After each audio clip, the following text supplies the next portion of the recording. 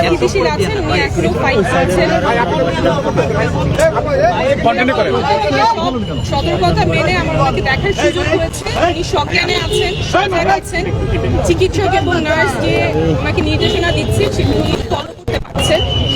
ওনার শারীরিক অবস্থা ক্রিটিক্যাল, তবে উনি ফাইট করছেন এবং দেশবাসীর কাছে আহ্বান থাকবে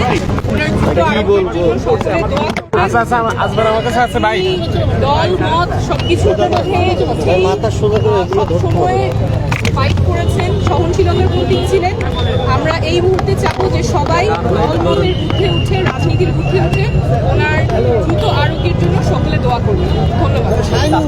ধন্যবাদ।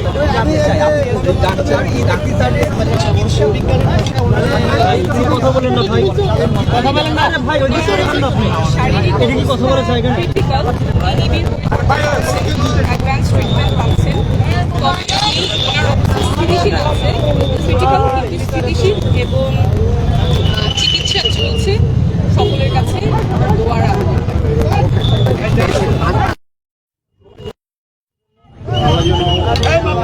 সুস্থ করে দেন এবং আমাদের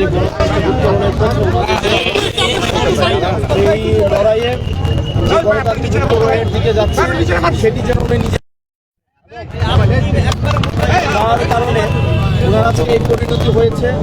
একটা ক্লিনিক্যাল অপারেশনের মধ্য দিয়ে গিয়েছেন, মেডিকেলের মধ্য দিয়ে গিয়েছেন। আল্লাহ ওনাকে হাসিনার ফাঁসি দেখা পর্যন্ত ওনাকে যেন আল্লাহ বাঁচিয়ে রাখেন। ওনাকে সেটি দেখে যেতে আল্লাহ যেন এত ওই জিনিসটা ওনাকে দেখায়, যার কারণে ওনার আজকে এই পরিণতি হয়েছে। আপনি যদি দেখেন যে শারীরিকভাবে ওনাকে জেলের মধ্যে সঠিকভাবে চিকিৎসা নিতে দেওয়া হয়নি। আমরা আজকে শুনেছি ওনাকে চিকিৎসা করতে আসতেন, তখন ওই ডাক্তারকে হয়রানি করা হতো 18 পরবর্তী সময়ে, এবং ওই ডাক্তারকেও বিভিন্ন ডাক্তারকে ভয়ভীতি দেখানো হতো ওনাকে যখন চিকিৎসা করতে আসতো। এভাবে ক্রমশ আমাদের এবং খালেদা জিয়ার ক্রমশ স্বাস্থ্যের এই অবনতি হয়েছে। আমরা আল্লাহর কাছে দোয়া করি, সারা দেশবাসী আজকে ওনার জন্য দোয়া করছে। সারা বাংলাদেশের প্রত্যেকটা প্রান্তে প্রত্যেকটা দলের মানুষ, মতের মানুষ, ফেসিবাদ বিরোধী প্রত্যেকটা রাজনৈতিক দলের মানুষ, পৃথিবীর সবাই ওনার জন্য দোয়া করছেন। উনি যেন দ্রুত সুস্থ হয়ে উঠেন এবং ফেসিস্ট খুনি হাসিনার ফাঁসি যেন উনি দেখে যেতে পারেন। আপনারা সবাই দোয়া করবেন ওনার জন্য। একটু সামনে আসেন, আপনি ওই পাশে নাসির ভাইকে চ্যানেল 9-এর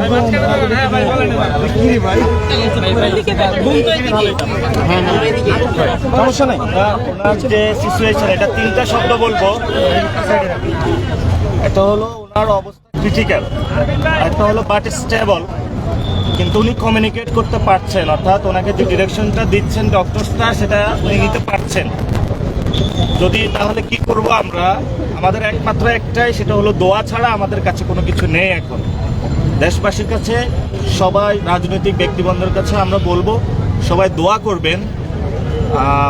পরিস্থিতি সব মিলিয়ে আমরা যে খুব ভালো বলবো এমন না, তবে এখন আমাদের একটা উপায়, সেটা হলো দোয়া। এটা ছাড়া আর আমরা কি বলবো। Thank you. ঠিক আছে ভাই, একটু জায়গায়